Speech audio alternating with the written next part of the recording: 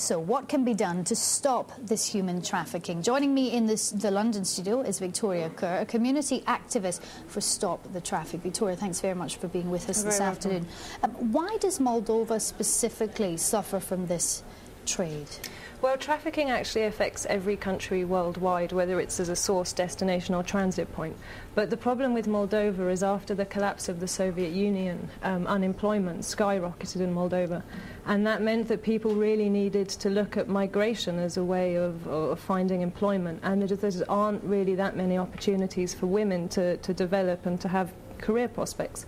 And so what happens is women then seek to migrate. But because of restriction laws on immigration policy, it's really hard for people to actually leave to find better jobs, and so then they fall prey to phony agencies or to wonderful boyfriends who trick them into going abroad to find a better life, really, just to earn some money to send back home or to support family. How much education is there at the Moldovan end of things so that women know that these are scams that are out there and this is a situation you can end up in? There's really not so much. I know the Moldovan government offer free airtime for any advert that's about human trafficking, but there really isn't just enough awareness, and also it's something that really affects rural communities, and it's really hard to actually get into those communities to raise awareness amongst the people who are most at risk.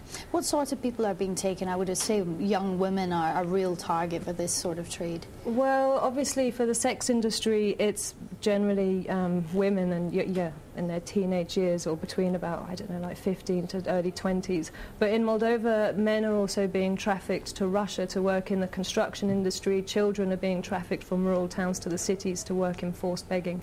But statistically, globally, it's women who are most at risk of being trafficked for the sex industry. And where are these people? I know you mentioned there some of the men going to Russia and so on, but specifically these young women, where are they being trafficked to? Women are, well, they're trafficked anywhere, really. Western Europe is a key destination, but also the United Arab Emirates gets a lot of Moldovan women. Turkey, also Ukraine, Israel, France, Portugal. Right, the list is endless, really.